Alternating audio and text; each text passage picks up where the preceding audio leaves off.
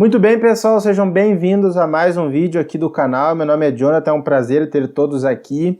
E hoje, dando continuidade àquela série onde a gente está abordando cada um dos nutrientes que são importantes para as plantas, vamos estar falando sobre o cobre. Bom, o cobre ele tem uma característica importante no seu comportamento no solo, é que quanto maior a quantidade de matéria orgânica, a possibilidade é que o cobre esteja também em menor disponibilidade para as plantas. Isso tudo porque o cobre ele fica complexado com alguns compostos orgânicos, o que torna ele indisponível para as plantas. Então, grande parte ou a maioria do cobre que existe no solo, ele não está disponível para as plantas justamente porque ele se encontra complexado com outros compostos orgânicos. E o cobre também ele tem algumas culturas que ele atinge mais ou que se observa também sintomas de deficiência mais notáveis, que é o caso dos cereais. Eu estou falando do milho, do trigo, da cevada, do centeio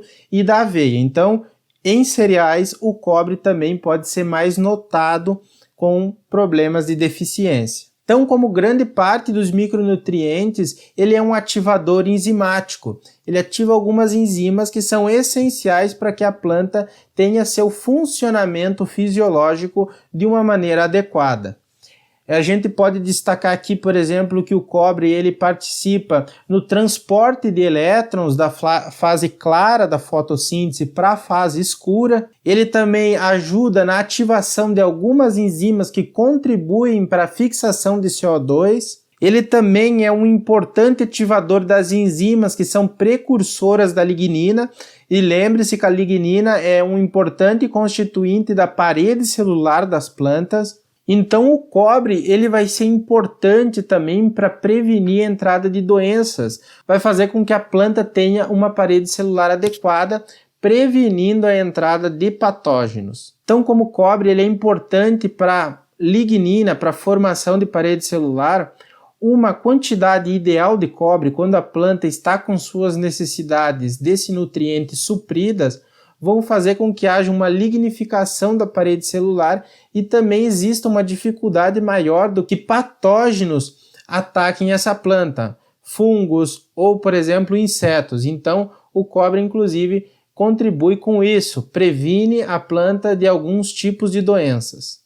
Então, a deficiência de cobre, ela não é como os outros tipos de deficiência, ela não é tão perceptível, principalmente se a planta tiver com a deficiência média desse nutriente. Então, quando existem problemas mais graves com deficiência de cobre, alguns sintomas podem ser notados, que é o caso das folhas mais jovens, elas vão ficar com uma coloração de verde mais escura. E se continuar evoluindo esse problema com a deficiência desse nutriente, as folhas elas também podem começar a necrosar. Eu coloco aqui do lado as fotos para você ir acompanhando, para você ver como é que são. Ela não é tão notada assim, uma deficiência de cobre não é tão fácil de você achar por aí.